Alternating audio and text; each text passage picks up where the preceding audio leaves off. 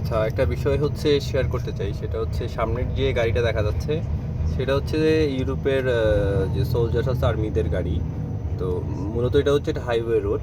এখানে হচ্ছে ট্রাফিকের কারণে হচ্ছে যখন ট্রাফিক হয় ইউরোপের হাইওয়েতে, তখন হচ্ছে ট্রাক এক পাশে চলে যায়, হচ্ছে প্রাইভেট গাড়িগুলো অন্য পাশে চলে যায়। মোট কথা হচ্ছে মাঝখানে একটা লাইন খালি রাখে। তো এটা ভিডিওটা এই জন্যই করা, আমাদের বাংলাদেশে আসলে যেটা দেখা যায়, সরকারি গাড়ি বলেন, তারপর হচ্ছে পুলিশ আর্মি সবাই মানে পাওয়ার দেখায় হচ্ছে আগে চলে যাওয়ার চেষ্টা করে, রুলস মানে না। বাট ইউরোপে সবাই রুলস মানে। দেখেন এখানে কেউ কাউকে ওভারটেক করে যাবে না, ট্রাফিকে সবাই এখানে বসে থাকবে, সবাই সিরিয়াল বাই যাবে। এই আর্মির গাড়িটা চাইলে কিন্তু সে ইমার্জেন্সিতে চলে যেতে পারে আগে, বাট সে রুলস মানে এখানকার, সেই জন্য এই দেশটা এত উন্নত। তো আসলেই দেখেন সব কিছু মিলায়া মানে কি বলবো, আমরা আসলে আমাদের দেশের মানুষ কখনো সভ্য হবে?